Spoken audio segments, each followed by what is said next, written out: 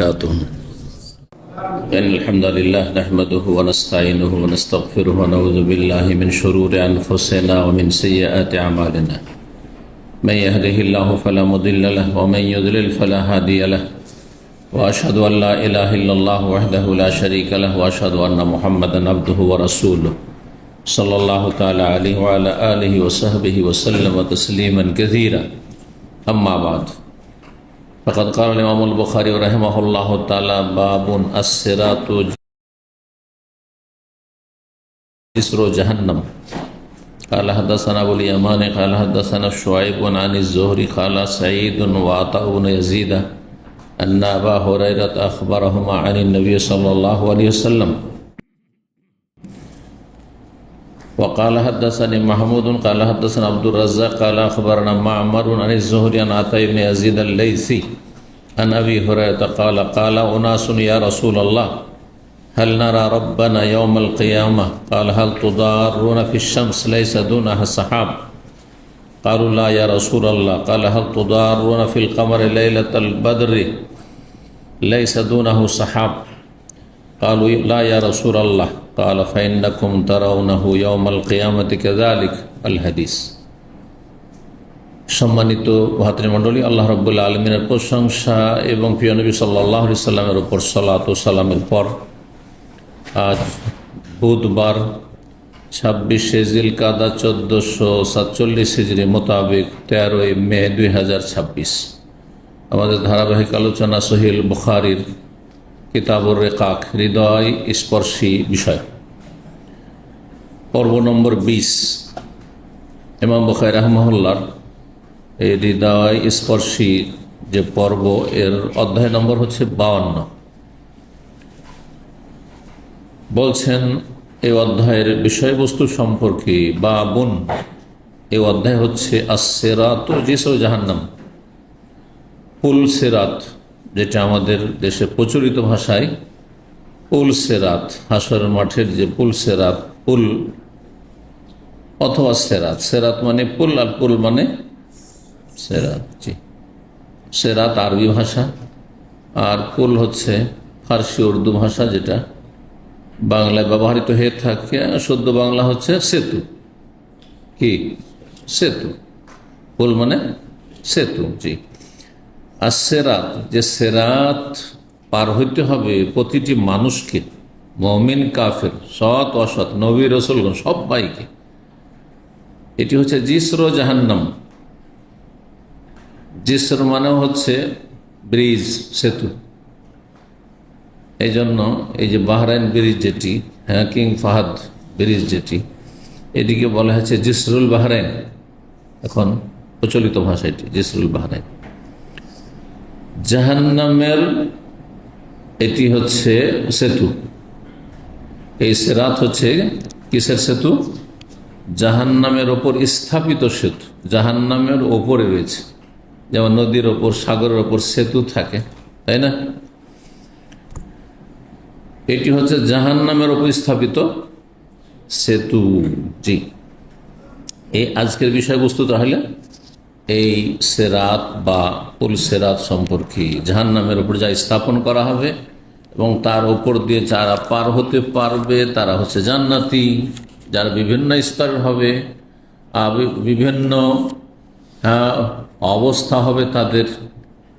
কেউ দ্রুত বেগে পার হবে, বিদ্যুতের গতিতে, তার চাইতে বেশি জ্যোতির গতিতে, যেমন আলো ছড়ায়, অথবা কেউ আরো বিভিন্নভাবে, কেউ খুব মন্থর গতিতে, কেউ অনেক কষ্ট আযাব শাস্তি ভোগ করে, আবার কেউ সেখানে পার হতে না পেরে তাতেই আছাড় খেয়ে পড়বে। তার হচ্ছে জাহান্নাম, তার হচ্ছে জাহান্নাম।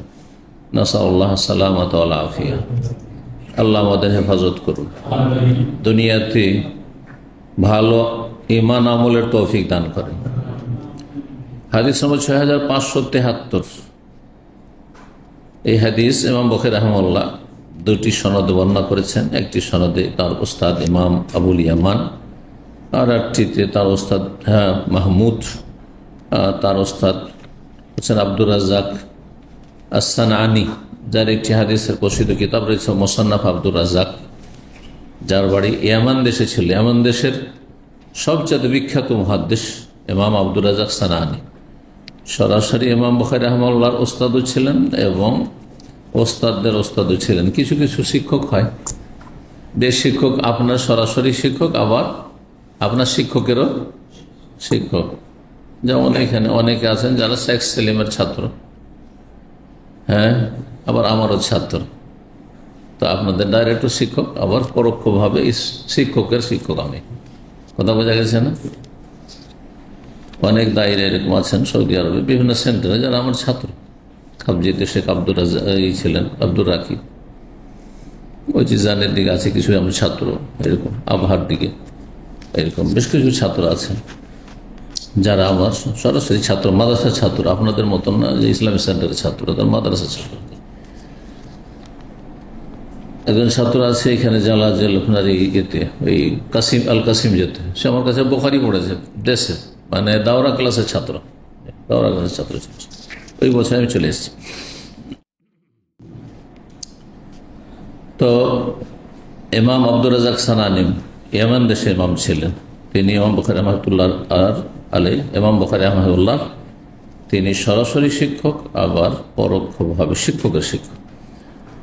তিনি মামার থেকে, তিনি জোহরি থেকে, আতা ইবনে ইয়াজিদ আল-লাইসি থেকে, আবু হুরায়রা থেকে, শেষে আবু হুরায়রা। যতগুলি সনদ রয়েছে এখানে সবগুলি গিয়ে মিলিত হয়েছে সাহাবী আবু হুরায়রা রাদিয়াল্লাহু তাআলা থেকে। হাদিসটি তাহলে কয়েকটি সূত্র থেকে বর্ণিত হয়েছে, সনদে বর্ণিত হয়েছে। কালা কালা ওনাসুন, আবু হুরায়রা বলছেন যে বেশ কিছু লোকেরা একবার জিজ্ঞেস করলো, বলল, মানে সাহাবায়ে কেরামগণ, কাকে বলছেন? রাসূলুল্লাহ সাল্লাল্লাহু আলাইহি ওয়াসাল্লামকে, তার মানে সাহাবী। বেশ কিছু সাহাবায়ে কেরামগণ বললেন, ইয়া রাসূলুল্লাহ, আল্লাহ রাসূল, হাল নারা রব্বানা ইয়াউমাল কিয়ামা, আমরা কি আমাদের রবকে কিয়ামতের দিন দেখতে পাবো? দেখতে পাবো অথবা দেখতে সক্ষম হব? আল্লাহর দর্শন, আমাদের মানুষের দর্শন খুব কম বুঝে। যদি আরবিতে বলি হ্যাঁ আল্লাহর রুইয়াত, তাও বুঝবে না, কিন্তু আল্লাহর ফার্সি ভাষা বললে বুঝবে কি? দিদারে এলাহি, হ্যাঁ, আল্লাহর দিদার। দিদান মানে দেখা, দিদার মানে দেখা, ফার্সি শব্দ, ওখান থেকে দিদার। আমাদের মানুষ দিদার নাম রাখে, দিদার মানে দেখনে বলা। জি, তো আল্লাহর দর্শন বা আল্লাহর সাথে সাক্ষাৎ হবে, আল্লাহকে কি আমরা দেখতে পাবো কিয়ামতের দিনে? নবী সাল্লাল্লাহু আলাইহি ওয়াসাল্লাম বললেন যে হ্যাঁ, অবশ্যই পাবে। সাহাবায়ে কেরামের উদ্দেশ্য এটি ছিল না যে বিষয়টি হ্যাঁ আর না উত্তর, বরং আল্লাহকে কেমন করে দেখব আর কেমন করে দেখা সম্ভব, কেমন করে দেখা সম্ভব। তারপরে এত মানুষ, আদম আলাইহিস সালাম থেকে শুরু করে কিয়ামত পর্যন্ত কত মুমিন মুসলিম, প্রতিটি নবী রসুলের কত অসংখ্য উম্মত, আজকে সারা বিশ্বে কত মুসলিম সংখ্যা, হ্যাঁ, যারা অনেকে ফাসিক, কিন্তু তারা একসময় জান্নাত যাবে, তো তারাও আল্লাহকে দেখবে। যারা জান্নাতি তারা আল্লাহকে দেখবে, জাহান্নামী দেখবে না। ইন্নাহুম আন রাব্বিহিম ইয়াওমাইযিন লামাহজুবুন, আল্লাহ বলেছেন তারা আল্লাহ রাব্বুল আলামিনকে দেখা থেকে পর্দার আড়ালে থাকবে। পর্দা করে দেওয়া হবে কাফের জাহান্নামীদের সামনে, যাতে আল্লাহকে দেখতে তারা না পায়। তো এত মানুষ আমরা কিভাবে দেখব? যখন বিশাল কোনো গ্যাদারিং হয়, বড় কাউকে দেখতে যায়, ভিড় ভাড়ে, ও মানুষের আড়েই থেকে যে দেখতেই পায় না, তাই না? তা আল্লাহকে কেমন করে দেখবো এত মানুষ একসাথে হাসরের মাঠে? তখন নবী সাহেব বিষয়টি বোঝাচ্ছেন দুটো উদাহরণ দিয়ে। হাল তুদারুনা ফিশ শামসি লাইসা দুনাহা সাহাবুন, দাররা ইয়াদুররু মানে ক্ষতিগ্রস্ত হওয়া, হ্যাঁ, কষ্ট হওয়া, দারার, দারার মানে ক্ষতি, জি, অনিষ্ট। হাল তুদারুনা ফিশ শামসি, তোমরা কি সূর্য দেখতে গিয়ে কষ্ট পাও? এমন সূর্য দেখতে গিয়ে, লাইসা দুনাহা সাহাবুন, হ্যাঁ, যেই সূর্যের আর তোমাদের মাঝে কোনো মেঘমালা থাকে না। যদি আকাশে মেঘ না থাকে তো সূর্য দেখতে কোনো কষ্ট হয়? হ্যাঁ, যে অনেক লোক পৃথিবীতে সূর্য দেখছে সেজন্য আর দেখতে পাই না, এমন হয়? সবাই আপন আপন, সারা পৃথিবীর লোক একসাথে যদি সূর্যকে দেখে, অথচ সূর্য আল্লাহর সামনে আল্লাহর ক্ষুদ্র সৃষ্টি, আমার সামনে অনেক বড় আল্লাহর সৃষ্টি, হ্যাঁ, আমার তুলনায়, আপনার তুলনায়, মানুষের তুলনায়, কিন্তু রবের সামনে আল্লাহর ক্ষুদ্র সৃষ্টি। তো সূর্য দেখতে কি তোমরা কষ্ট অনুভব করো বা কোনো অসুবিধা হয়? এমন সূর্য, যেই সূর্য আর তোমাদের মাঝে কি থাকে না, মেঘ থাকে না, অর্থাৎ মেঘ মুক্ত আকাশে, মেঘ মুক্ত আকাশে সূর্য দেখতে, ভাব অর্থ এটা হয়ে গেল তাহলে, যে মেঘ মুক্ত আকাশে সূর্য দেখতে কি তোমরা কষ্ট অনুভব করো? হাল তো দাঁড়ো না, হ্যাঁ, ক্ষয়ক্ষতি হয়ে যায়, দুর্ঘটনার শিকার হয়ে যায়। আজকে সবাই, দেশবাসী সবাই একসাথে 20 কোটি বাংলাদেশের সূর্য দেখছিল, সারা পৃথিবীর সবাই সূর্য দেখছিল, তাতে বহু লোক হতাহত হয়েছে, ওটা হয় নাকি? কিছু হবে না। নবী সাল্লাল্লাহু আলাইহি ওয়াসাল্লাম উদাহরণ বলেন, কালু লা ইয়া রাসূলুল্লাহ, না কোনো অসুবিধা হয় না, সবাই আপন আপন জায়গা থেকে সবাই সূর্যের দিকে তাকাচ্ছে, কিচ্ছু হয় না, কারো কোনো কষ্ট হয় না, অসুবিধা হয় না, ক্ষতিও হয় না।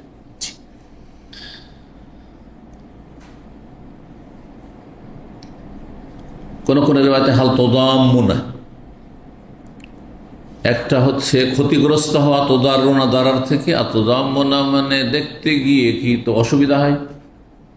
যেমন প্রথম দিনের চাঁদ, প্রথমে যখন চাঁদ উঠে, পয়লা তারিখের চাঁদ, রমজানের পয়লা তারিখ বা ঈদের চাঁদ, তখন দেখছে অনেকের জন্য কষ্ট হয়, হ্যাঁ, সে সত্যি দুর্বল, হ্যাঁ, সেজন্য দেখতে পাই না। আশেপাশে অনেকে দেখছে, এই তো দেখতেই পেল না পাশের লোক, ঠিক না? তাহলে কষ্ট হচ্ছে, ওটি হচ্ছে তো দমনের অর্থ। কিন্তু সূর্য দেখতে কোনো কষ্ট হয় কি? যে সূর্য দেখতে বড় কষ্ট হচ্ছে না। এরকম পূর্ণিমা রাতে চাঁদ দেখতে কষ্ট হয়, প্রথম দিনের চাঁদে কষ্ট হয়, শেষ দিনের চাঁদ যখন 28 তারিখ হয়ে যাচ্ছে, 28 চাঁদের সকালবেলা তো হয়তো চাঁদটা দেখতে কষ্ট হইতে পারে শেষ দিনের, কিন্তু আপনার পূর্ণিমা রাতের চাঁদ যখন গোলাকার হয়েছে তখন দেখতে আর কোনো কষ্ট হয় না। তাই দ্বিতীয় উদাহরণ দিয়ে বলছেন নবী সাল্লাম যে ফাইন্নাকুম, হয় তারপরে বলুন ফাইন্নাকুম তারাউনা ইয়াউমাল কাযালিকা, তোমরা না, তার আগে হাদিস রয়েছে, এক লাইন ছুটে গেছে, আল হাত তুদারুনা ফিল কামার, তোমরা চাঁদ দেখতে গিয়ে কি তোমরা কষ্ট অনুভব করো? লাইলাতুল বদরে, পূর্ণিমার রাতে, লাইসা দুনাহা সাহাবুন, এমন আকাশে যে আকাশ মেঘমুক্ত থাকে, আকাশ মেঘলা নয়, আর সেই আকাশে চাঁদ দেখতে গিয়ে কোন কষ্ট হয়? কিন্তু মেঘমালা থাকলে কষ্ট হবে, মেঘে ঢেকে আছে, সামান্য একটু দেখা যাচ্ছে সূর্য, তো অনেকের জন্য কষ্ট হইতে পারে যে আমি দেখতে পাচ্ছি না ঠিকভাবে। এই জন্য এই উদাহরণ দিয়েছেন। দেখেন, যেখানে চাঁদ দেখতে কষ্ট হয় না তোমাদের, হ্যাঁ, মেঘমুক্ত আকাশে পূর্ণিমার রাতের চাঁদ, এরকম সূর্য দেখতে তোমাদের কষ্ট হয় না, কোনো অসুবিধা হয় না, কারো ক্ষয়ক্ষতি হয়ে যায় না, এইরকমই কাল ফাইন্নাকুম তারাউনাহু ইয়াউমাল কিয়ামা, তোমরা আল্লাহ রাব্বুল আলামিনকে দেখবে কিয়ামতের দিবসে, কাযালিকা, অনুরূপভাবে, এইভাবে দেখবে, কোনো কষ্ট হবে না। আপন আপন জায়গা থেকে হাসর মাঠে সবাই আল্লাহকে দেখবেন, যারা মুমিন মুসলিম, আল্লাহ রাব্বুল আলামিনকে সেখানে হাসর মাঠেও দেখবেন কিয়ামতে। আকীদা ওয়াসিতের বিস্তারিত বিষয়টি আমরা আলোচনা করেছি, যখন আল্লাহর রুইয়াত, আল্লাহর দর্শনের বিষয়টি এসছে। আমাদের 40টি পর্বে আকীদা ওয়াসিতের আলোচনা আছে, ওর একটি পর্বে এই বিষয় রয়েছে। আর জান্নাতও দেখবে, জান্নাত, এবং সবচেয়ে বড় আনন্দ হবে জান্নাতীদের জন্য, হ্যাঁ, জান্নাতে অবস্থান করার চাইতে বেশি খুশির বিষয় হবে কোনটি? আল্লাহর সাথে সাক্ষাৎ, আল্লাহর সাথে দেখা।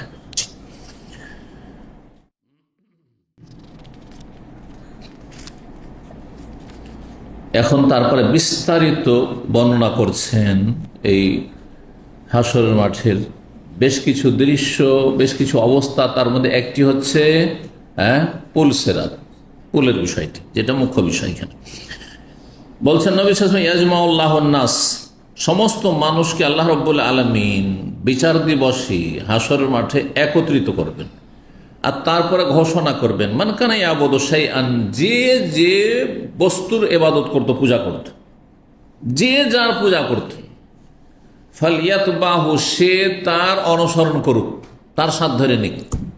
যে যার পূজা করেছে, যে মূর্তি পূজা করেছে যা মূর্তি সাথ ধরো, যে চাঁদের পূজা করেছে চাঁদের সাথ ধরো, যে তারকা পূজারী ছেলে তারকা সাথ ধরো, হ্যাঁ, তার অনুসরণ করো। যে আগুনের পূজারী ছেলে, মজুসি ছেলে, হ্যাঁ, আগুনের সাথ ধরো। এইভাবে যে মাজার পূজা করেছো, যে খাজা বাবার পূজা করেছো, তুমি জিলানি আর চিশতিকে তুমি সেজদা করেছো, যাও তার অনুসরণ করো। যে যাকে সেজদা করেছো, সেজদা সবচেয়ে গুরুত্বপূর্ণ ইবাদত।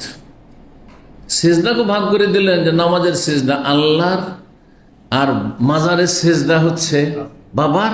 আউযুবিল্লাহ। তারপর আপনি মুসলিম। সেজদার চাইতে গুরুত্বপূর্ণ ইবাদত আর কি আছে?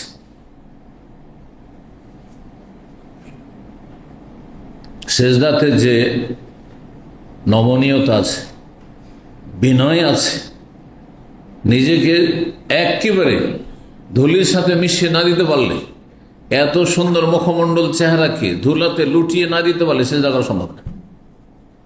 আমারও সালাত ফরজ হয়েছে, অক্ত পার হয়ে যাচ্ছে, আমার কাছে কাপড় চোপড় কিচ্ছু নেই, ধুলোতে বালিতে মাঠে ঘাটে ময়লা যে যাই থাক, না পাক না হইলি হইল, সেজদা লুটিয়ে পড়বো না?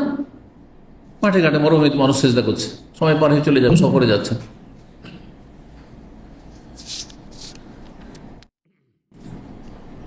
বলছেন যে আল্লাহ ঘোষণা, মানকানে আবদ, যে যার পূজা করতো, ফালিয়াত বাহু, তবে মানে তার অনুসরণ, তাকে ফলো করো, তার সাথ ধরে নিক, সাথ ধরে নেওয়া, তার পিছনে ছুটুক, যেই শব্দটি বলেন ফিট কাছাকাছি শব্দ এগুলো।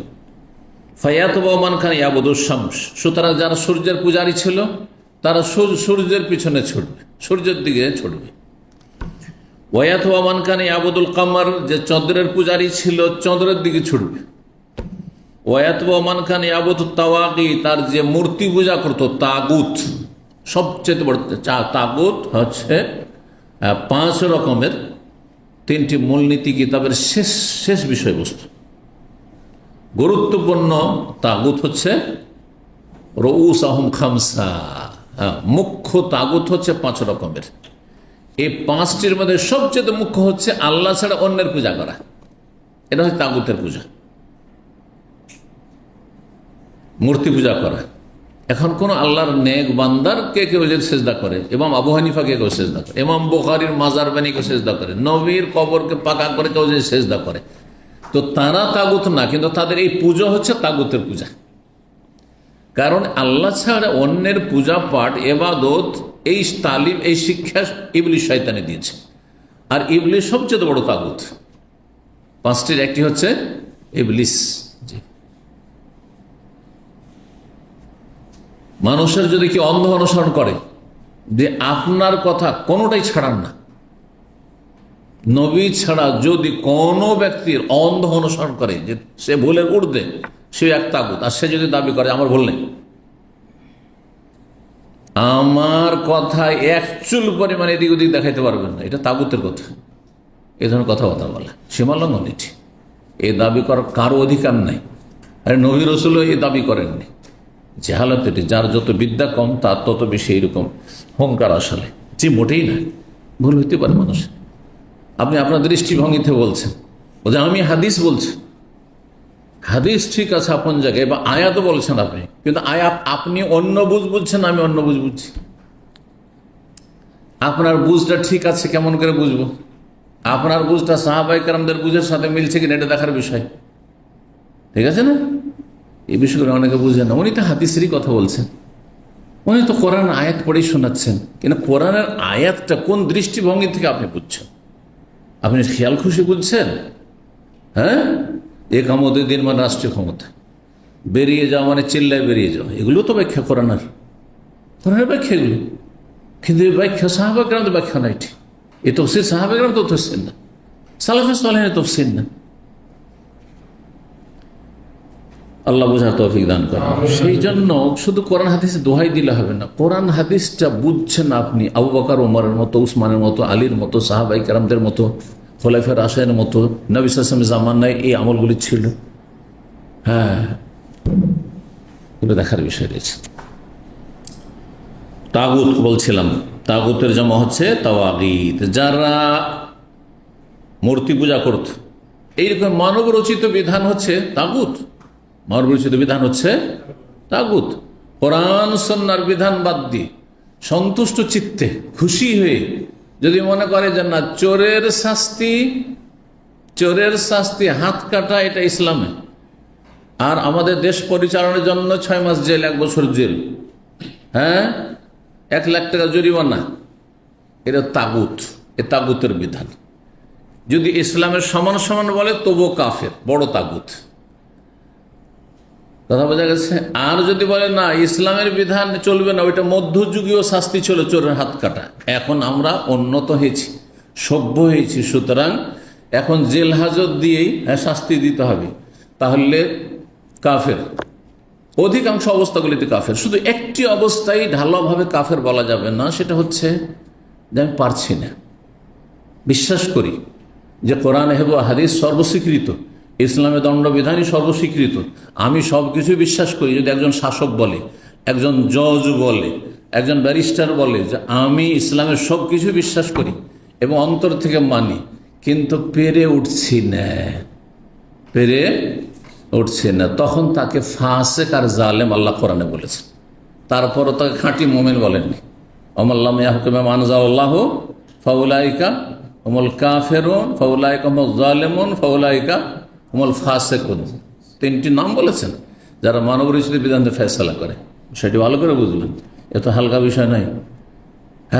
দেশের নেতা নির্বাচনের জন্য সমাধান হচ্ছে গণতন্ত্র, এটা যদি আপনি বিশ্বাস করেন তাহলে এটা তাগুতের বিধান, এটি তাগুতের বিধান।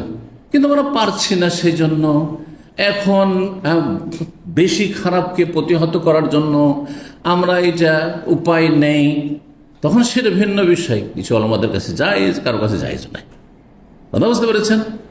কিন্তু আপনি সন্তুষ্ট না, আজকাল আর ওই চলবে না, খোলাফের আসে দিনে নির্বাচনের মতো তাদের যে মনোনয়ন হয়েছে, মানে সিলেকশন হয়েছে, ইলেকশন নয় সিলেকশন হয়েছে, সেইভাবে সুরার মাধ্যমে চলবে না। সবার সমান, আমার মূল্য আর একটা জাহেলের মূল্য সমান, একটা কাফের মূল্য, শয়তানের ওলি আর আল্লাহর ওলির মূল্য সমান করে দিলেন আপনি। জাহান্নামী জান্নাতীকে সমান করে দিলেন। আল্লাহ কোরআনে সব বলছেন এগুলো সমান নয়। কথা বোঝা গেছে? বিষয়গুলো বোঝা রয়েছে। কখনো অন্তর থেকে মেনে নেবেন না। ঈমান যদি রক্ষা করতে চান, বাতিল ভ্রান্ত মতবাদকে অন্তরে কখনো জায়গা দিবেন না। সর্বনিম্ন অন্তরে ঘৃণা থাকা ফরজ, আর মুখে বলার ক্ষমতা থাকলে যেমন আছে বলা ফরজ। আর বল প্রয়োগ করার ক্ষমতা নেই, সেজন্য বল প্রয়োগ করতে যাবো না, সেটা আমার অধিকার নেই বা আপনাদের অধিকার না। কথা বোঝা গেছে? জি। যে যার পূজা করেছে তার অনুসারী হয়ে যাবে, চলে যাবে সব, বিদায়। মানে মুশরিক সব বিদায়, মানবরচিত বিধান বিশ্বাসী সব বিদায়। অতাবকা হাযিহিল উম্মাহ, এই উম্মতের লোকেরাই শুধু সেখানে অবশিষ্ট থেকে যাবে। সব ছাঁটাই হয়ে গেল, সব হাসর মাঠে সব বিভক্ত হয়ে ছাঁটাই, দলে দলে বিভক্ত হয়ে ছাঁটাই হয়ে গেল।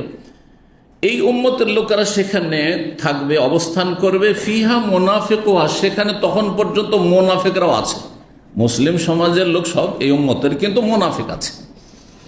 এখন এই মুনাফিকগুলোর কি হবে এখানে বলা হয়নি, হাদিসে অন্য হাদিসে রয়েছে, এবং সূরা হাদীদে আয়াত রয়েছে মর্মে যে হাসর মাঠে মুমিনরা নূরে,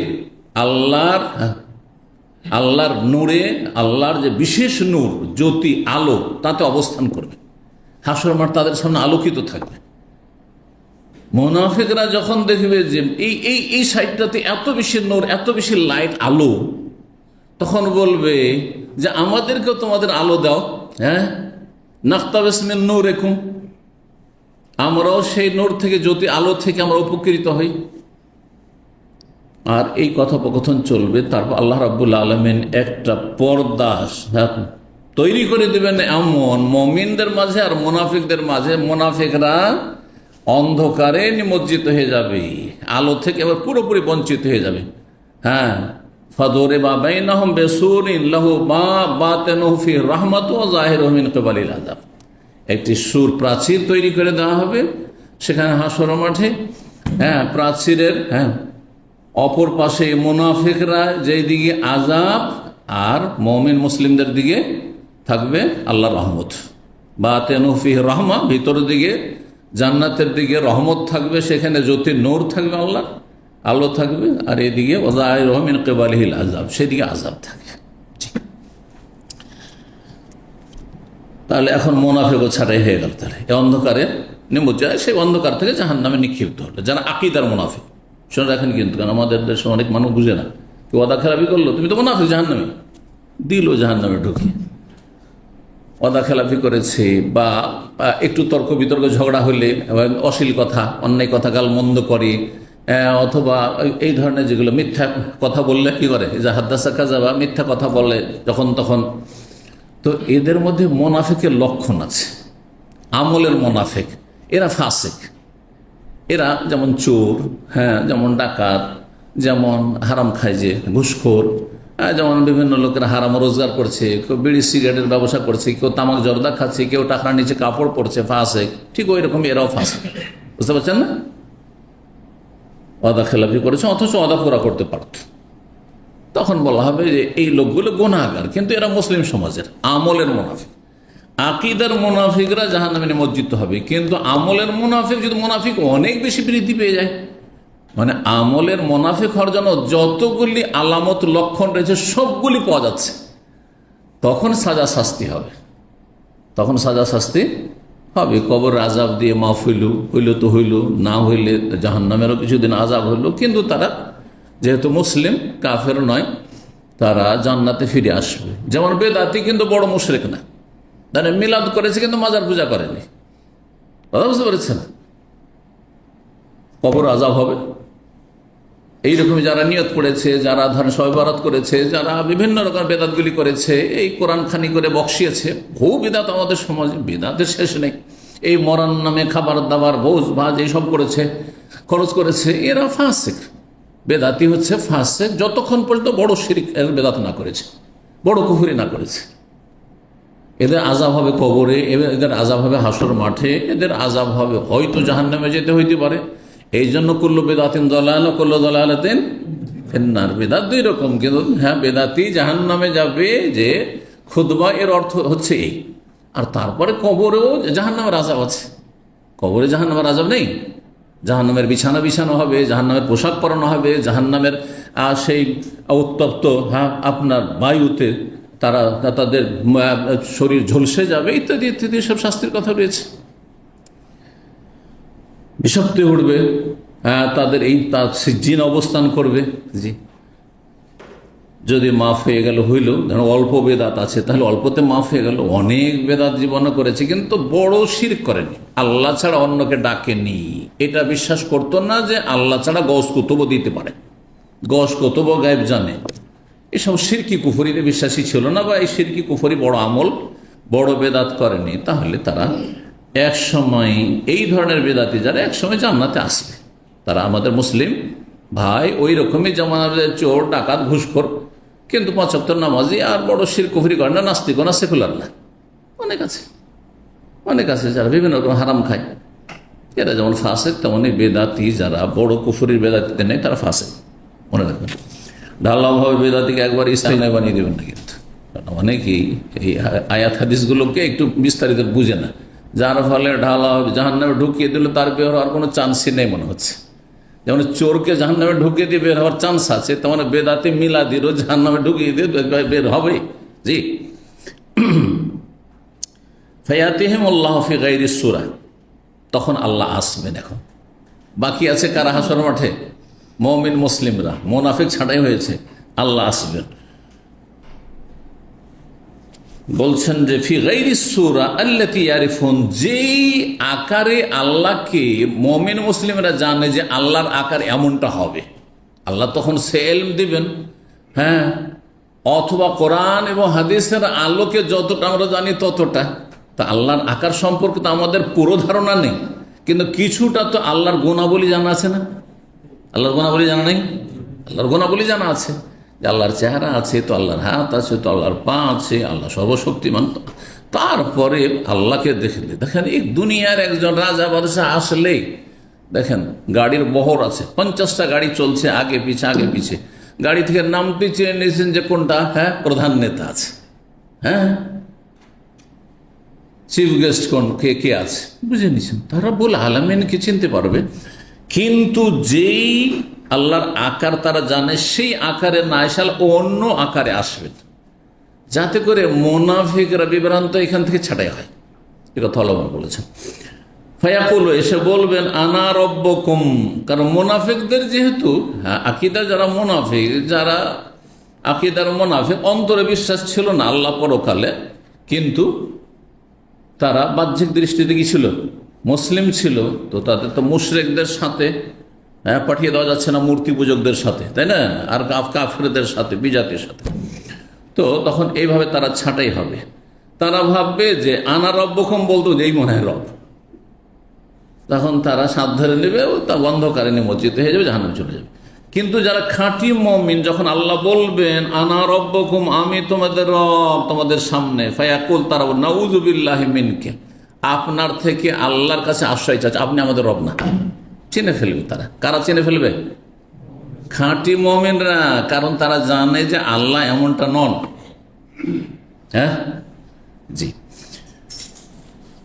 তখন যারা খাঁটি মুমিন তারা হাযা মাকানুনা, এটি হচ্ছে আমাদের অবস্থানের জায়গা, হাত্তা ইয়াতিয়ানা রব্বনা, যতক্ষণ পর্যন্ত আমাদের রব না আসবেন আমরা এখানেই থাকবো, আল্লাহর অপেক্ষা করব যতক্ষণ আল্লাহ আসবেন, হ্যাঁ, ততক্ষণ পর্যন্ত। ফাইজা আতানা রব্বনা আরাফনাহু, আমাদের রব যিনি সত্যি, যখন আসবেন আরাফনাহু, তখন আমরা চিনে ফেলবো আপনি রব না। ফায়াতিহিমুল্লাহ ফিস সূরাতিল্লাতী ইয়ারিফুন, তখন আল্লাহ আবার আসবেন সেই আকারে। তার আল্লাহর জন্য সূরত শব্দটি ব্যবহার হয়েছে না, হয়নি? আর সূরত মানে বাংলাতে আকার হয়। সুতরাং এখানে বাড়াবাড়ি করে আপনি বলবেন যেন সূরত বলা যাবে, আল্লাহর আকার বলে, তর্জমা বাংলায় করা যাবে না, না হলে আপনি দেহবাদী হয়ে যাবেন। এটা ভুল কথা, এটা তার ইজতিহাদ, ভুল কথা বলছেন না। আকীদার শিক্ষা বেশি দিতে গিয়ে তখন আপনি আহলে হাদিস সালাফি ওলামাদেরকে আপনি মনে করছেন যে এরা জানে না। আরে সূরত মানে আকার হয়। তবে আল্লাহ সম্পর্কে যেই কথাগুলি নেই কোরআন হাদিসে, ওগুলো বলবেন না। মানুষের আকারে দেহ শব্দ আছে, অঙ্গ প্রত্যঙ্গ আছে, আছে না নেই?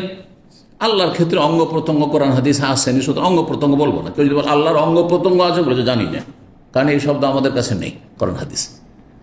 আল্লাহর দেহ আছে, বডি আছে, বলবেন না আমরা জানি না, এই শব্দ নেই, এই শব্দ কোরআন হাদিসের নেই, নেই তোমরা কি করে বলবো? কিন্তু যখন হাতের কথা আসবে, চেহারার কথা আসবে, তখন বলবো। কথা বোঝা গেছে? যে আল্লাহ রাব্বুল আলামিন, আল্লাহর সিফাত গুণাবলীর ক্ষেত্রে যেগুলি আছে কোরআন হাদিস, সেগুলো বলবো। আর যেগুলোকে না করা হয়েছে না করে দেবো, না করা হয়েছে যেগুলো, সেগুলো না করে দেবো। আর যেগুলো না কিচ্ছু প্রমাণ নেই, আমরা জানি না। বোঝা গেছে?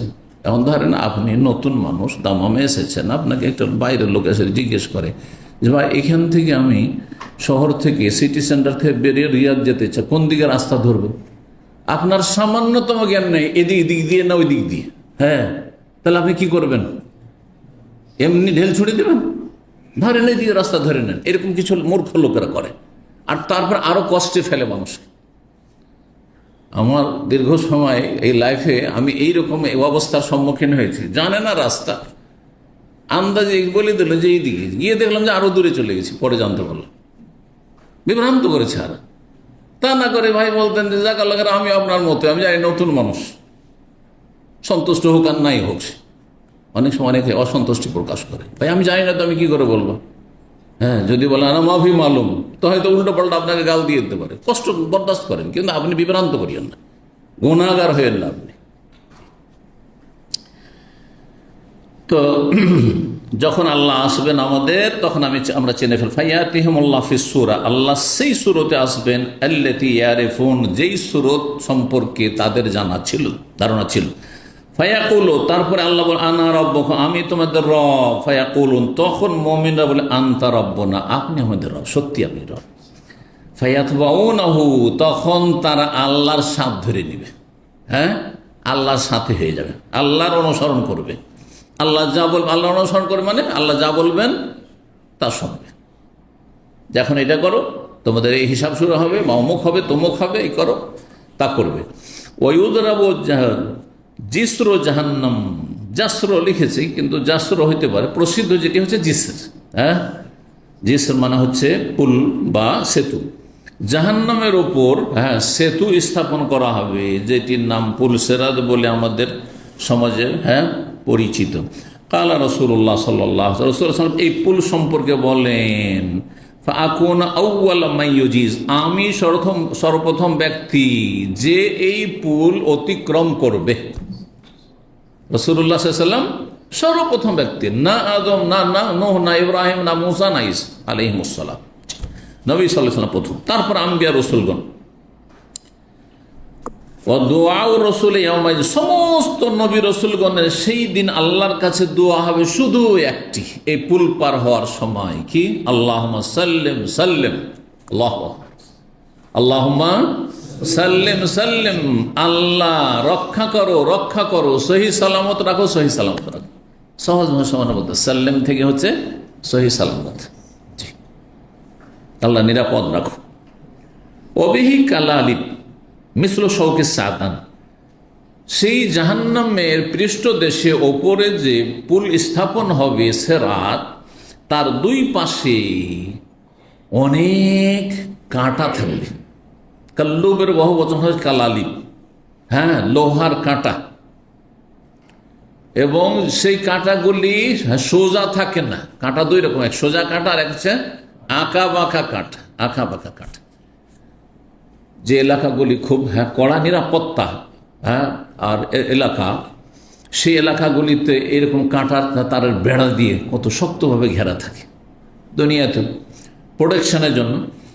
তো জাহান্নামের ওপর যে পুল হবে তার দুই পাশে এইরকম বহু কাঁটা বিশিষ্ট কি থাকবে, প্রাচীর বা বেড়া থাকবে। সেই কাঁটাগুলি কেমন হবে? হবে তো লোহার, কিন্তু মিসল শৌকি সাদা, এত কাঁটা থাকবে। কাঁটা যদি হালকা পাতলা থাকে তাহলে তার মধ্যে হাত ঢোকানো যায়। অনেক কাঁটার মধ্যে হাত ঢুকিয়ে আমরা ফুল বা ফল পাড়ি বা তুলি, কিন্তু যদি এমন হয় যে কাঁটার কাঁটা আপনি আঙুল পর্যন্ত ঢুকালেও কাঁটা লাগবে, তাহলে কত কঠিন। তো এইরকম একটি গাছ আরব দেশে জন্মায়, এখনো আছে। আপনারা গুগলে সার্চ দিলে সাদান নামক দেখবেন, তার ফলগুলি চারিদিকে কাঁটা, এমন ফল যে তার চারিদিকে কাঁটাতে ঘেরা, একবার ঘন কাঁটাতে ঘেরা। আর কাঁটা আবার নরম না, কাঁটা আবার দুই রকম, নরম কাঁটার মতো হাত ঢুকানো যায় কাঠ, হ্যাঁ, কিন্তু শক্ত কাঁটা কঠিন। জি, তো বলছেন জাহান্নামের এই পুলে বহু লোহার কাঁটা থাকবে, যেগুলি হবে সাদান নামক বৃক্ষের কাঁটার মতো। আমার আয়তুম, নবী সাল্লাল্লাহু আলাইহি ওয়াসাল্লাম বলছেন, তোমরা কি দেখেছো বা দেখোনি শাওকা সাদান নামক গাছের কাঁটা? তোমরা কি দেখোনি? আলু বালা ইয়া রাসূলুল্লাহ। তখন সাহাবীরা, হ্যাঁ আমরা দেখেছি, মাঠে ঘাটে মরুভূমিতে দেখেছি। যে যে দেশে বাস করে আশেপাশের খবর রাখে। তাআলা নবী সাল্লাল্লাহু আলাইহি ওয়াসাল্লাম বললেন, ফাইন্নাহা মিসলু শাওকি সাদান, এই যে জাহান্নামের উপর যে পুল হবে, পুলের দুই পাশে সাদান গাছের যে প্রচন্ড কাঁটা, হ্যাঁ, এই ঘন কাঁটার মতোই হবে সেই জাহান্নামের ওপর যে পুল, সেই পুলের দুই পাশের কাঁটা। কিন্তু এই সাদানের কাঁটা তো ছোট ছোট, এতটুকু ধরে, হ্যাঁ এতটুকু, হ্যাঁ আর একটু বেশি। কিন্তু এই কাঁটা গায়রা আন্নাহা লা ইয়ালামু কাদরা ইজামিহা ইল্লাল্লাহ, এটা যে কত বড় হবে, কত বড় এই কাঁটা হবে এই পুলের দুই পাশে, আল্লাহ ছাড়া কেউ জানে না। এত বড় কাঁটা, এত বিশাল কাঁটা, সব এক ঘন কাঁটা আর এক শক্ত কাঁটা, আর বিশাল আকারে সেই কাঁটাগুলি হবে। যেমন তখন কাঁটা না যে একটু আঁচড় লাগলো, হ্যাঁ একটু আঁচড় লাগলো, কিছু হয়নি। আল্লাহ ফাতাখতাফুন নাসা বিআমালি, মানুষের আমল কর্ম অনুযায়ী তাদেরকে কি করবে, হ্যাঁ আক্রান্ত করবে, আঘাত করবে, ধরবে। খাতিফা ইয়াখতাফু মানে হচ্ছে ছিনিয়ে নিয়ে যাওয়া। ইয়াকাদুল বারকু ইয়াখতাফু আবসারাহুম, সূরা বাকারা হয়েছে। বিদ্যুৎ যখন চমকে, বিদ্যুৎ চমকে, তো মনে হচ্ছে যে আপনার দৃষ্টি শক্তি কি করবে, ছিনিয়ে নিয়ে যাবে, কেড়ে নিয়ে যাবে। তো খাতিফা মানে কেড়ে নিয়ে যাও, ছিনিয়ে নিয়ে যাও। হঠাৎ করে রাস্তায় চলছেন মোবাইলে, ভদ্রলোক মোবাইলে ধরে রাস্তায় হাঁটছেন না, ছ মেরে নিয়ে চলে গেল। যে এই মোবাইলটা একসময় খুব বেশি হইতো, কিন্তু এখানেও খুব বেশি হইতো। আলহামদুলিল্লাহ ক্যামেরা যে দোকানে ক্যামেরা বাধ্যতামূলক করে দিয়েছে এই কয়েক বছর থেকে, তারপর থেকে মোবাইল চুরিটা কমেছে। না হইলে আমাদের মনে পড়ছে যে আশেপাশে কত ভাইদের যে মোবাইল এরকম ছিনিয়ে নিয়ে গেছে। আর এক শ্রেণীর পাগলরা কথা বলে রাস্তায় এখনো দেখবেন রাস্তা পার করছে, এত রিস্কি রাস্তা। আমাদের এমনি দেখে ভয় লাগে যে কখন গাড়ি না চলে আসে, আর আরামসে কানে ধরে পার হচ্ছে। দুর্ঘটনার শিকার হবে না? অবশ্যই হবে। এরা কর্মদেশে মানুষ ক্ষতিগ্রস্ত হয়। আসলে আমি জীবনে রাস্তাঘাটে কখনো মোবাইল বের করে করি না। মোবাইল বের করে কথা বলবো, হ্যাঁ, এটা সাধারণত করি না। একমত হয়তো আল্লাহর ঘর মসজিদে বেরিয়েছে, আর বাসা বেশি দূর না, কাছে। কিন্তু এইসব জায়গায় তো মার্কেট এরিয়া, যেসব জায়গাতে সকল আজে বাজে শ্রেণীর লোকের বাস বা চলাফেরা, এইসব জায়গাতে মোবাইল বের, ইসলাম সেন্টারে বের করে মোবাইল বের করে রাস্তায় কথা বলা, এসব অভদ্র কাজ আমি করি না। আমি ভদ্রতা মানুষকে শিখাই এবং তার আগে আমি ভদ্র খুব চলাফেরা করি। কথা বুঝতে পারছেন না? জি।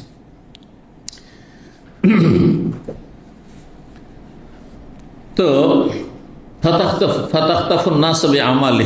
মানুষকে ছিনিয়ে নিয়ে যাবে তাদের আমল অনুযায়ী। যার যত বেশি পাপ ওইভাবে ক্ষত বিক্ষত হবে। শুধু ক্ষত বিক্ষত না, অনেকে প্রথমখানে এই পুলে উঠতেই আষাঢ় খেয়ে জাহান্নামে পড়ল, সাথে সাথে ক্ষত বিক্ষত হইলে সাথে সাথে জাহান্নামে। বলছেন মিনহুমুল মুওয়াক্কু বিআমালিহি, কিছু কিছু মানুষ হবে যারা পার হবে তাদের মধ্য থেকে, যারা তাদের পাপের কারণে, বদ আমলের কারণে, আমল মানে এখানে নেক আমল নয়, অসৎ আমলের কারণে, পাপের কারণে ধ্বংস হয়ে যাবে, মানে জাহান্নামে নিক্ষিপ্ত হয়ে যাবে। আর তারপরে বলছেন অমিনহুমুল মুখারদাল। খারদাল মানে হচ্ছে সরিষা। খারদাল মানে সরিষা, দেখেছেন না দেখেননি? দেখেছেন? সরষার তেল ভাঙিয়েছেন মেশিনে, গরুর কলুর যে বলদ বলে, ওটাতে তো দেখেননি না? আমার নানা রাহিমাহুল্লাহ তাআলা তিনি এই কাজ করতে যেতেন, মুরব্বী, বাড়ির মুরব্বী মানুষ, বড় মানুষ। তো ওনার কাজ ছিল শুধু এইটা বিশেষ করে ডিউটি, যে নিজের যেহেতু জমির, হ্যাঁ, সরিষা, রাই, তুড়ি, এই 3 রকম আছে কিন্তু, হ্যাঁ, এগুলো সব একটু একটু পার্থক্য আছে। একটা হলুদ রঙের, একটু কালো টাইপের, একটা লাল টাইপের। তো যাই হোক, অনেক বেশি এগুলো হইতো মাশাআল্লাহ। তো গোটা বছর নিজের বাড়ির সরিষার তেল চলত। ওই সরিষা ভাঙাইতে যেত। আর তখনকার যুগে এই মেশিন ওঠেনি। আমাদের চোখের সামনে আজকে থেকে 30 বছর আগে প্রথম মেশিন দেখলাম, যে মেশিনে সরিষা ভাঙাচ্ছে, মানে তেল করছে আর কি, বের করছে সরিষা থেকে। তো সেই সময় কলুর বলদে ঘুরতো, চোখ দুটো বেঁধে দিত, আর ঘুরতে আছে। এগুলো হিন্দুদের থাকতো, তাদেরকে আমরা তেলি বলতাম। যারা এই তেলের কাজ করে ওদেরকে তেলি বলা হয়তো আঞ্চলিক ভাষা। তো ওই গরুর পিঠের সাথে যেটা লাগানো থাকে, একটা থাকে, তক্তা থাকে, আর তক্তার উপর অনেকগুলি পাথর, ইট চাপানো থাকে। ওই তক্তার উপর চেপে যেতাম। 10 বছর বয়স, 11 বছর মনে আছে। তক্তার উপরে চেপে যেতাম, গরু ঘুরছে আর আমি বসে আছি, মজা লাগছে। কথা বুঝতে পেরেছেন? এই জীবন থেকে এখানে এসেছি। আল্লাহ পাক রব্বুল আলামিন কোথা থেকে কোথায় নিয়ে আসতে পারে। জি। তো গ্রামে গঞ্জের জমি জায়গার চাষাবাদের সব কিছু দেখেছি, কিন্তু কোনোদিন লাঙ্গল ধরিনি। এটা শুনে রাখেন, কোনোদিন লাঙ্গল, কারণ অনেকে আছে মাদ্রাসা পড়েছে, হয়তো একটু বড় হয়ে লাঙ্গল ধরেছে, বা ছাত্র জীবনে ছুটিতে গিয়ে একদিন লাঙ্গল ধরতে গেছি, মামা লাঙ্গল চালাচ্ছে, তো লাঙ্গলটা ধরতে গেছি, আর ওরা নাস্তা পানি করছে মাঠে, আর দিয়ে তারপর লাঙ্গল কাথি এমন হয়েছে যে পায়ে আমারই লাগবে, না হয় গরুর লাগবে। এই যে ভয় পেয়েছি, আর জীবনে ছুঁইনি। লাঙ্গলে যেটা ধরার থাকে না, হ্যাঁ, ওইটা কবজাটা ছেড়ে ধরেছিলাম শুধু, তো ধরে এটাকে সামলে রাখতে পারিনি। জি, এই একটা ইতিহাস। তো যাই হোক, হাদিস আজকে শেষ করতে হবে, লম্বা হাদিস রয়েছে, আর এই হাদিসে মনে হয় আমাদের সময় শেষ হয়ে যাবে। তো অমিনুল মুখারদাল, এই মুখারদাল তো বললাম, খারদাল মানে কি বললাম? সরিষা। তো এখানে অমিনু, কিছু কিছু মানুষ হবে যাদের সরিষার মতো করে এই যে জাহান্নামের সেতুর ওপর, জাহান্নামের ওপর যে স্থাপিত পুল সিরাত, তার দুই পাশের কাঁটাতে সরিষার মতো একবার ছিন্ন ভিন্ন করে দেবে। আল্লাহু আকবার। তাদের শরীরকে কি করে দেবে? ছিন্ন ভিন্ন করে দেবে। তাদের গোস্তগুলি যেমন কিমা তো দেখছেন এখানে কিমা করছেন, কিমা তো অনেক বড়ই, বুটের দানার চাইতে বড় থাকে কিমা, হ্যাঁ, এক একটা টুকরো। কিন্তু সরিষার দানার মতো একবার তাদের শরীরের গোস্তকে ছিন্ন ভিন্ন করে দেবে, টুকরো টুকরো করে দেবে। আল্লাহ রাব্বুল হেফাজত করুন আমাদের, আল্লাহ আমাদেরকে মুক্তি দান করুন। সুম্মা ইয়ানজু, তারপরও যদি মুসলিম হয়, তৌহিদ ঠিক থাকে, বড় শিরক কুফরি করে ঈমান ভঙ্গ করে না গিয়ে থাকে, তাহলে মুক্তি পাবে, মুক্তি পাবে কোন রকম করে এই ক্ষত বিক্ষত হয়ে, হ্যাঁ, আর তারপরে জাহান্নামের উপর থেকে পার হয়ে চলে যাবে। আর কিছু লোক হবে কি এইরকম, হ্যাঁ, আছাড় খেতে খেতে আছাড় খেয়েই দেবে, ক্ষত বিক্ষত হয়ে গোটা শরীর ছিন্ন ভিন্ন হয়ে গেছে, আর ওই অবস্থায় জাহান্নামে পড়ে যাবে। হাত্তা ইযা ফারাগাল্লাহু মিনাল কাযা বাইনা ইবাদিহি, যখন আল্লাহ রাব্বুল আলামিন সমস্ত বান্দার বিচার ফয়সালা সমাপ্ত করে ফেলবেন, সমস্ত করে নেবেন, ফারিগ হয়ে যাবেন, সমাপ্ত করে নেবেন। ও আরাদা ইউখরিজা মিনান নার, এখন কিসের পালা তাহলে? জান্নাতের জান্নাতে চলে গেছে, জাহান্নামীরা জাহান্নামে চলে গেছে। জাহান্নামী দুই রকমের, স্থায়ী জাহান্নামী তো থাকবে, কিন্তু অস্থায়ী জাহান্নামীরা তো উঠবে। উঠার তো মেলা ওসিলা আছে, তার মধ্যে একটি গুরুত্বপূর্ণ ওসিলা মাধ্যম হচ্ছে কি? শাফাত, সুপারিশ, যে গতকালকে আলোচনা হয়েছে। তো আর আরেকটি হচ্ছে আল্লাহর রহমত, আরেকটি হচ্ছে সবচেয়ে বড় হচ্ছে আল্লাহর রহমত। কারণ শাফাত হবে আল্লাহর রহমত, আল্লাহ দয়া না করলে সুপারিশের অনুমতি হবে না। তো বলছেন যে আল্লাহ রাব্বুল চাইবেন জাহান্নাম থেকে বের করতে, মান আরাদা ইউখরিজা, যাকে বের করতে আল্লাহ ইচ্ছুক হবেন, যে এরা মুমিন মুসলিম কিন্তু পাপিষ্ট, ফাসিক ছিল, চোর ছিল, ডাকাত ছিল, ঘুষখোর ছিল, সুদ করছিল, বেঈমান ছিল, হারাম খেয়েছে, হারাম করেছে, হারাম দেখেছে, হারাম শুনেছে। সুতরাং এরা যেহেতু মুসলিম ছিল, ফাসিক পাপিষ্ট, এদের জাহান্নাম থেকে বের করি। মিম্মান কানা, কাদের মধ্য থেকে? কাফের না, মুশরিক না, মিম্মান কানা ইয়াশহাদু, যে সাক্ষ্য প্রদান করতো আল্লাহ ইলাহা ইল্লাল্লাহ, আল্লাহ ছাড়া কোনো সত্য মাবুদ নেই, আল্লাহর ইবাদতে কাউকে শরীক করেনি। নাস্তিকও ছিল না, আর বহুত্ববাদীও ছিল না। ভালো করে শোনা যাবে, নাস্তিক, হ্যাঁ, যে আল্লাহর অস্তিত্বই মানে না, হ্যাঁ, বা সন্দিহান। আর যারা বহুত্ববাদী, মানে এক আল্লাহর জন্য ইবাদতকে, হ্যাঁ, সুনির্দিষ্ট করেননি, অনেকের ইবাদত করেছে, বা দুই করেছে, তিন করেছে। হ্যাঁ, যেমন আল্লাহর সাথে কেউ সূর্য পূজা করলো, তো দুই মাবুদ হল। আল্লাহর সাথে শরীক করলো কেউ চন্দ্রকে, হ্যাঁ, হ্যাঁ, কেউ তৃতীয়বাদ বিশ্বাসী, যেমন খ্রিস্টানরা, সব মুশরিক, এগুলো সবাই মুশরিক, সবাই মুশরিকেরা। বহুত্ববাদী, অনেক মাবুদ, অনেক দেবদেবীর পূজা করেছে, অনেক মাজার পূজা করেছে, বহুত্ববাদী এরা। তৌহিদ প্রতিষ্ঠাকারী, আর না হইলে বহুত্ববাদী অথবা নাস্তিক্যবাদী। জি, তো বলছেন যে যারা লা ইলাহা ইল্লাল্লাহ সাক্ষ্য প্রদান করেছে, আর সাক্ষী যে অন্তরের সাথে কথার কাজের মিল থাকে, তাহলে সেটি সাক্ষী, সেটি সত্য সাক্ষী, বুঝছেন না? আর ভিতরে এক কথার মুখে আর এক কথা হয়, তাহলে এই সাক্ষীর নাম হচ্ছে মিথ্যা সাক্ষী। সাক্ষীর নাম হচ্ছে মিথ্যা। আপনি জানছেন যে এই লোকটি দোষী, অন্তর বলছে এই লোকটি কি অপরাধী, ক্রিমিনাল, আর মুখে বলছেন যে লোক ভালো মানুষ। তাহলে আপনি কি সহি সাক্ষী দিলেন না মিথ্যা সাক্ষী দিলেন? সত্য সাক্ষী না, আপনি মিথ্যা সাক্ষী দিলেন। এই জন্যই তো মুনাফিকদেরকে, মুনাফিকরা তো লা ইলাহা ইল্লাল্লাহ বলতো, সূরা মুনাফিকুন দেখেন, নাশহাদু ইন্নাকা লা রাসূলুল্লাহ, রসুল তো সত্যি রসুল, কথাও তো সত্য বলছে, কিন্তু অন্তরে যেহেতু রসুল বলে বিশ্বাস নেই, সেজন্য আল্লাহ বলছে ইন্নাল মুনাফিকিনা ওয়াল্লাহু ইয়াশহাদু, আল্লাহ সাক্ষী দিচ্ছেন যে এই মুনাফিকরা কি লাকাযিবুন, মিথ্যুক। তাহলে কথা সত্য হইলে হবে না, কথা সত্য, কিন্তু আপনি সত্য কথা অন্তর থেকে বলছেন না, আপনি অন্তরে আর এক কথা আছে, তাহলে আপনি হচ্ছে মিথ্যুক। আমার আল মালাইকা, ফেরেশতাদেরকে আল্লাহ নির্দেশ দেবেন আই ইউখরিজুহুম, এই ফাসিক পাপিষ্ট জাহান্নামে যেগুলো জ্বলছে মুসলিম সমাজের, ওদেরকে বের করা। আলামতে আসার সুদ। এখন চিনবেন কি করে ফেরেশতারা? বলছেন যে সেজদার চিহ্ন দেখে চিনবেন। তাহলে বোঝা গেল যারা জাহান্নাম থেকে বেরোবে তারা নামাজি ছিল, চোর হইলেও নামাজি ছিল, মদখোর হইলেও নামাজি ছিল, কথা বোঝা গেছে, সুদখোর হইলেও নামাজি ছিল, হ্যাঁ আরাম রোজগার করেছে তারপর নামাজি ছিল, না হলে চিহ্ন আসবে কোত্থেকে? বোঝা গেছে। এই জন্য এই হাদিস আরো স্পষ্ট করে দেয় যে বেনামাজির জন্য সুপারিশ নেই, আর বেনামাজি জাহান্নাম থেকে বেরোবে না। জি, যা একেবারে বেনামাজি, অর্থাৎ 5 ওয়াক্তের পুরোটাই ছেড়েছে যারা, কথা বোঝা গেছে। কিন্তু মাঝে মধ্যে কারো 1 ওয়াক্ত ছুটছে, সেটা ইখতিলাফি বিষয়। একদল তাদেরকে বড় কাফের বলছেন, কিন্তু অধিকাংশ ওলামারা, এবং এটাই সঠিক, যে তারা বড় ফাসেক, কিন্তু এমন বড় ফাসেক পাপিষ্ট নয় যে কাফের হয়ে যাবে, ইসলামের গণ্ডি থেকে বেরিয়ে যাবে, আল্লাহু আলাম। তো ওয়াহাররাম আল্লাহু আলান্নার, জাহান্নামের আল্লাহ নিষিদ্ধ করেছেন, হারাম করেছেন, আনতা আকলা মিন ইবনে আদম, ইবনে আদম সন্তানকে পুড়িয়ে জ্বালিয়ে সব জ্বালিয়ে দেবে, কিন্তু জাহান্নামকে বলা থাকবে যে যেই জায়গাটুকু সিজদা করেছে ওই জায়গাটুকু জ্বালাতে পারবি না। আল্লাহ, যদি নামাজ পড়ে কখনো চলবে না। ঠিক, ফায়ুখরিজুনহুম, তাদেরকে বের করবে। এই জাহান্নামীরা জ্বলে জ্বলে বের হওয়া, কাদ উমতুহিসু, একবারে জ্বলে ছারখার হয়ে গেছে, ছাই হয়ে গেছে। উমতুহিসু মানে ওহতের উপর।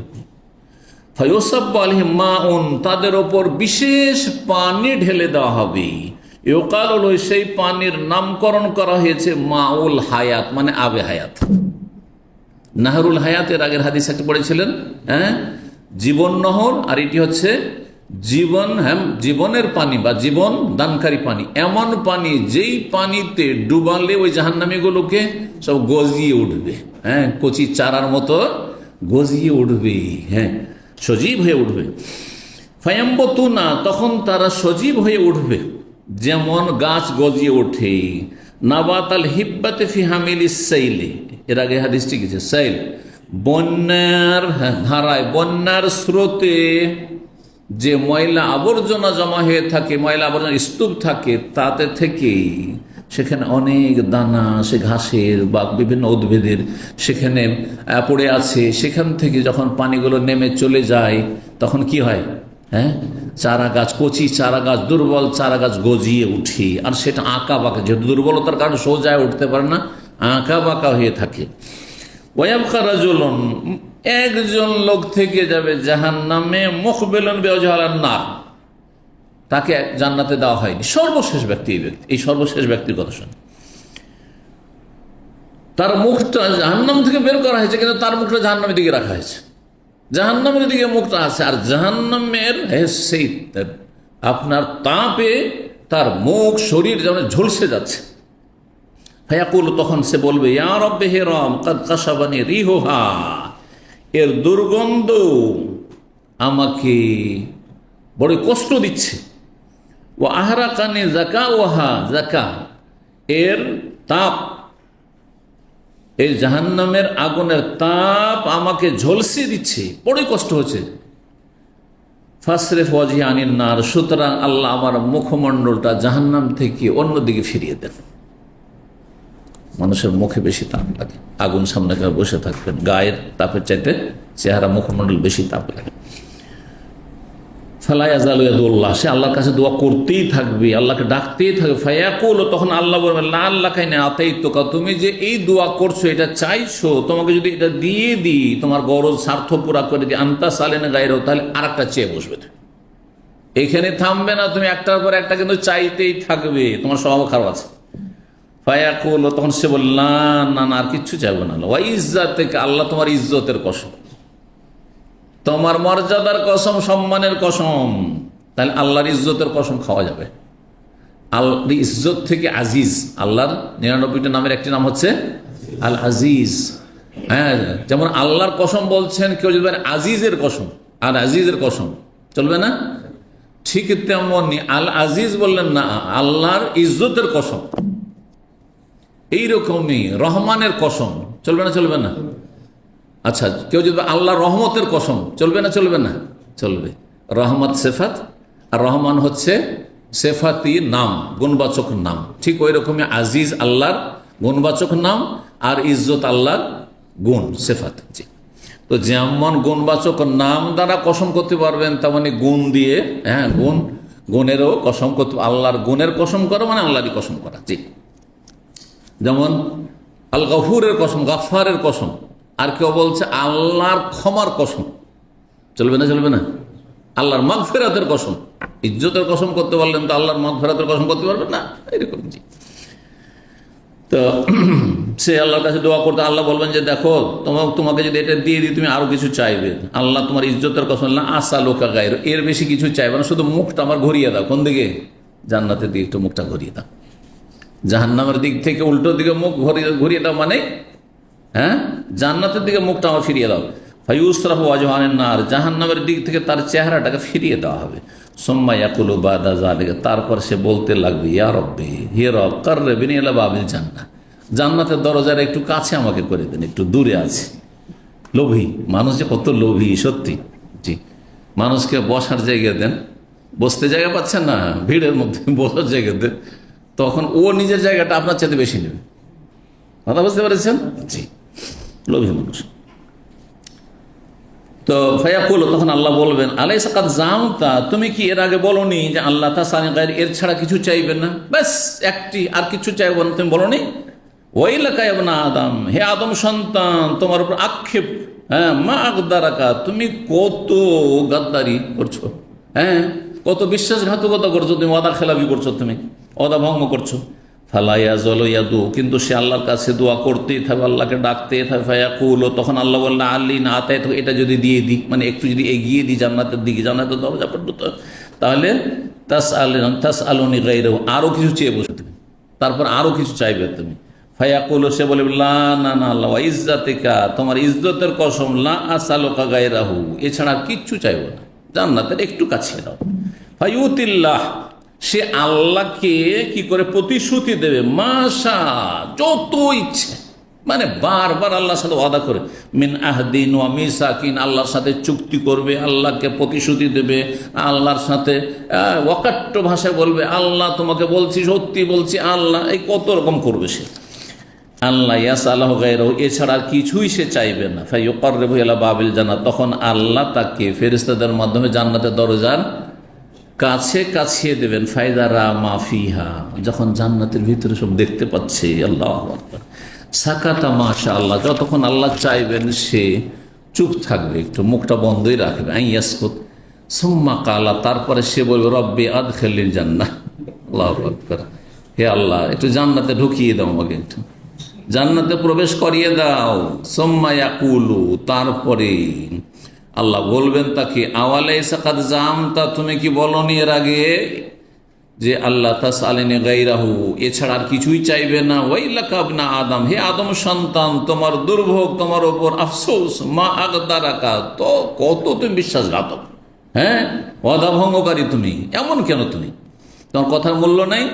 ফায়াকুল, ইয়া রব, হে রব, লা তাজআলনি আশকা খালকিকা, আল্লাহ তোমার সৃষ্টির মধ্যে আমাকে এত হতভাগা করে দিও না, যে আমি হতভাগা শুধু থেকে গেলাম, সবাই জান্নাত চলে গেল, আমি জান্নাত পেলাম না, এমনটা করিও না আল্লাহ। ফালা ইয়াজালু আদু, তারপরে সে আল্লাহর কাছে দোয়া করতেই থাকবে, আল্লাহকে ডাকতেই থাকবে, হাত্তা ইয়াযহাকা, আল্লাহ হেসে দেবেন। আল্লাহর হাসাটা আল্লাহর গুণ, আল্লাহর সিফাত, কিন্তু আল্লাহর হাসা কার মতো? আল্লাহর মতো। কেন জানেন? হাসলে মানুষ হালকা হয়ে যায়। খেয়াল করেছেন কোনোদিন?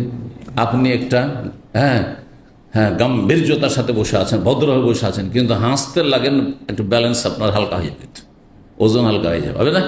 আর যে যত বেশি হাসে সে তত বেশি হালকা হয়ে যায়, নিজেকে সামলে রাখতে পারে না। এই জন্য যারা অট্ট হাসি দেয় লুটিয়ে পড়ে, একবার এইদিকে লুটিয়ে পড়ে, একবার ওইদিকে লুটিয়ে পড়ে, হ্যাঁ, হয় না? হয় না? তার মানে ওজন আপনার হালকা হয়েছে, যে নিজেকে আর সামলে রাখতে পারছেন না আপনি, ঠিক আছে? তো আল্লাহর জন্য এগুলো কিন্তু প্রযোজ্য না, এগুলো দুর্বল দিক, যে আমরা একটু হাসলে ব্যালেন্স ঠিক রাখতে পারছি না। হ্যাঁ, এইরকমই আমাদের যদি শোক হয়, কষ্ট হয়, ব্যালেন্স রাখতে পারি না। তারপরে আমরা আল্লাহর রাগটা আল্লাহর সিফাত, আল্লাহর গজব, তাই না? আল্লাহর অসন্তুষ্টি আল্লাহর সিফাত। আমরা যদি কারো অসন্তুষ্ট হই, কারো যদি রাগি, হ্যাঁ, মেজাজ গরম হয়, তাহলে কি হয়ে যায়? ওটা তো হালকা হয়ে যায়, মানুষ এমন হালকা হয়ে যায় যে লাফায়, অনেকে তো থর করে কাঁপে, হ্যাঁ, কথা ঠিকভাবে মুখ দিয়ে বেরোয় না, হয় না। তো রবের জন্য এই দুর্বল দিকগুলির নাই। যতগুলি দুর্বল দিক আছে এগুলো হচ্ছে সৃষ্টির গুণ।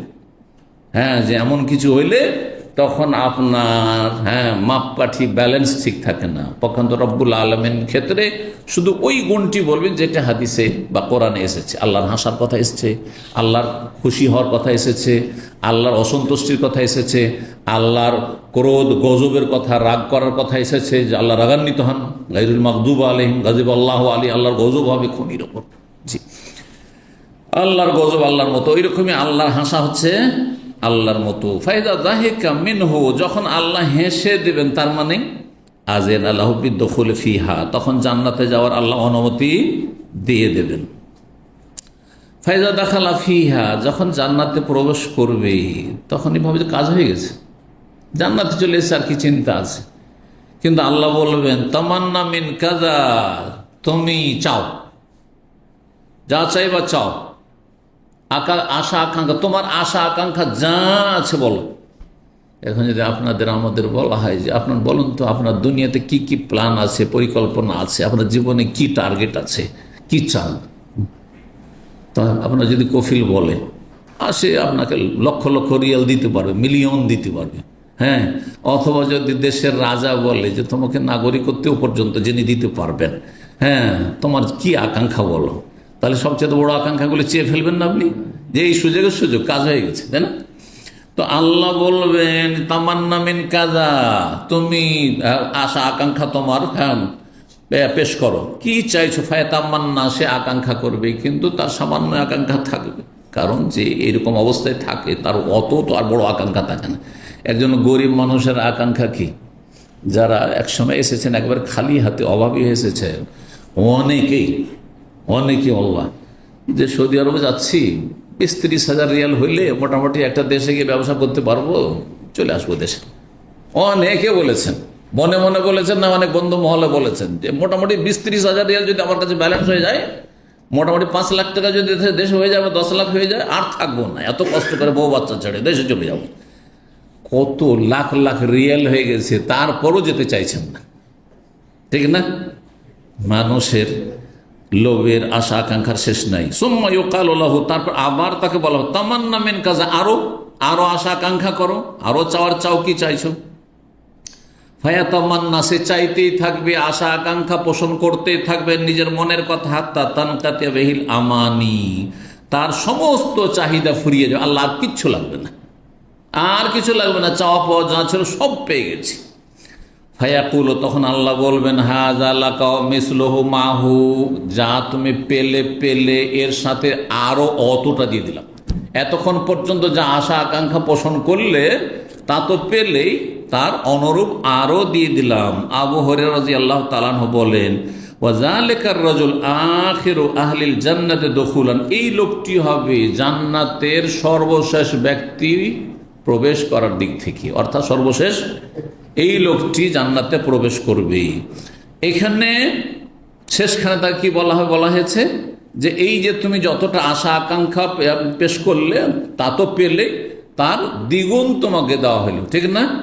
পরের হাদিসে দেখেন 6574 নম্বর হাদিসে, এই হাদিস বর্ণনা করেছেন আবু সাইদ খুদরি। আগের হাদিসে বর্ণনাকারী কে ছিল? আবু হুরায়রা। এই আবু হুরায়রা আবু সাইদ খুদরির বর্ণনা, আবু সাইদ খুদরিও এই হাদিস বর্ণনা করেছেন, কিন্তু পার্থক্যটুকু শেষখানে এখানে রয়েছে। বলছেন তাই যে আতা বলছেন তাবেই, তিনি মক্কায় থাকতেন, ইমাম আতা রাহিমাহুল্লাহ। আবু সাইদ খুদরির ছাত্র, আবু হুরায়রাও ছাত্র। জালাসুন মা আবু হুরায়রা, আবু সাইদ খুদরি ওই সময়, এই সাহাবী, তিনি আবু হুরায়রার সাথে বসেছিলেন। লা ইউগাইয়িরু আলাইহি শাইয়ান মিন হাদিসিহি, আবু হুরায়রা যে হাদিসটা, এই যে লম্বা হাদিস আজকে শুনলেন, তার মধ্যে কোন রকমের হেরফের রদবদল করেননি, একই রকম হুবহু মোটামুটি বলেছেন। এই পর্যন্ত, কোনখান পর্যন্ত? হাযা লাকা মিসলুহু মাহু, এই যে তুমি যা চাইলে, আশা আকাঙ্ক্ষা পোষণ করলে দেওয়া হলো, আর তার আরো অতটা দেওয়া হলো, দ্বিগুণ দেওয়া হলো। আবু সাইদ খুদরি বলছেন না, সামিআতু রাসূলুল্লাহ, আমি রাসূলুল্লাহ সাল্লাল্লাহু আলাইহি ওয়াসাল্লাম বলতে শুনেছি আবু হুরায়রা ইয়াকুলু, তিনি বলেছেন হাযা লাকা ওয়া আশারাতু আমসালিহি, এই যতটা তোমার চাওয়া পাওয়া, তুমি যা চাইলে, এই বিশাল রাজত্ব জান্নাতের, তোমার আশা আকাঙ্ক্ষা ফুরিয়ে গেছে, আরো কত 10 গুণ তোমাকে দেওয়া হইল। আবু হুরায়রা তখন বললেন, হাফেজ তো মিসলাহু মাহু, আমি এতটা মুখস্থ রেখেছি, আর বাকি আপনি যেটা শুনেছেন সেটা আপনি যে ঠিক আছে। তাহলে হ্যাঁ, হতে পারে দুটি কথা ঠিক, হ্যাঁ, আর উদ্দেশ্য হচ্ছে যে 10 গুণ মানে অনেক গুণ, বহু গুণ। 10 গুণ মানে বহু গুণ দেওয়া হবে। আর গতকালকে তো হাদিস পড়েছেন যে দুনিয়া, এই পৃথিবী যে বিশাল পৃথিবী, আর তার আরো 10 গুণ, হ্যাঁ, তার আরো 10 গুণ দেওয়া হবে। আজকে এখানে আলোচনা আমরা শেষ করি, কারণ 1 ঘন্টা পারও হয়ে গেছে, আর অধ্যায় পুরা হয়েছে। এরপরে সর্বশেষ একটি অধ্যায় রয়েছে শুধু, আমরা ইনশাআল্লাহ জুমাবারে শেষ করতে পারি। সেটি হচ্ছে বাবুন ফিল হাউজ, হাউজে কৌসার সম্পর্কে। হাউজে কৌসার সম্পর্কে হাদিস বেশ অনেকগুলি রয়েছে, কিন্তু কয়েকটি হাদিস রিপিট হাদিস রয়েছে, শুধু ভাষার পার্থক্যের সাথে। ইনশাআল্লাহ আমরা একটি পর্বেই জুমাবারে শেষ করে নিতে পারবো। আল্লাহ রব্বুল আলম যেন তৌফিক দান করেন, আল্লাহ যেন কবুল করেন, এবং আল্লাহ রব্বুল আলমিন আমাদের সকলকে জান্নাতুল ফিরদাউস দান করেন, জাহান্নামের আযাব থেকে রক্ষা করেন, কবর আযাব থেকে রক্ষা করেন। আল্লাহ রব্বুল দ্বীনের উপর আল্লাহ কায়েম থাকার তৌফিক দান করেন, এবং শেষখানে কালেমা তাইয়্যিবা শাহাদাত দেওয়ার তৌফিক দান করেন। আমাদের দিন দুনিয়ার সার্বিক জীবনে আল্লাহ যেন বরকত দান করেন, সমস্ত বালা মুসিবতে অনিষ্ট থেকে আল্লাহ যেন হেফাজতে রাখেন। আল্লাহ রাব্বুলের কাছে দোয়া করি যে সব ভাইয়েরা কষ্ট করে কাজকর্ম সারাদিন ডিউটি করেও, কর্মব্যস্ততার মাঝে ক্লান্তির পরেও দিন শিখতে আসছেন, আল্লাহ তাদের সার্বিক দিক থেকে যেন ভালো রাখেন, এবং রুজি রোজগার দিন দুনিয়ার সব কিছুতে আল্লাহ যেন, পরিবার পরিজন ছেলে মেয়ে সব কিছুতে যেন আল্লাহ যেন বরকত দান করেন, নেক হায়াত দান করেন আপনাদের। সুবহান রাব্বিকা রাব্বিল ইজ্জাতি আম্মা ইয়াসিফুন ওয়া সালামুন আলাল মুরসালিন ওয়া আলহামদুলিল্লাহি রাব্বিল আলামিন।